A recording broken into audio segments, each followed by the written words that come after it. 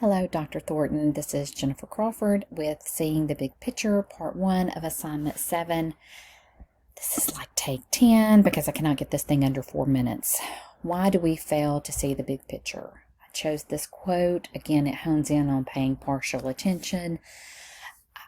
That just breaks my heart. The reason I think I failed to see the big picture is because I'm constantly distracted. We live in a society with technology, with those cell phones, emails, text. I feel like I need to be constant, accessibly to everybody, my director, my coworkers, my students, and I feel like I lose sight of different things because I feel like I need to be on for everybody rather than just the person in front of me.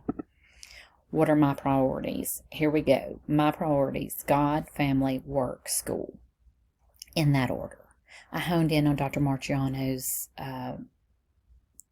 quote here: the big picture view can help us reorder our priorities so we can be attentive or attend to what is really important. These are my priorities.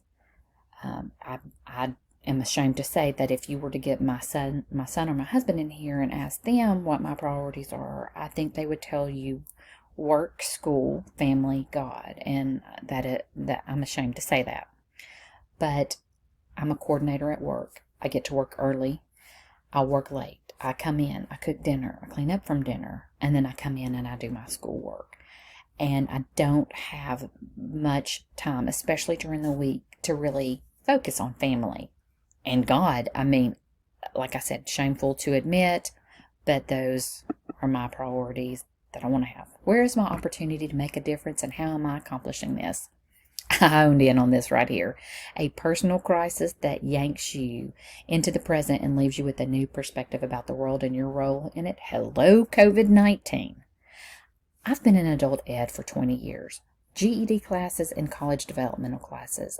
We don't have online classes. We are forcing every one of our classes, every one of our instructors, and every one of our students into an online platform. These students need the walk, talk, and chalk. They need the face-to-face with me. And I'm trying to keep my momentum going over Zoom. And going back to your very first one, the first 2-minute video, it was causing me to have an anxiety attack. I hate being on camera. I hate doing this.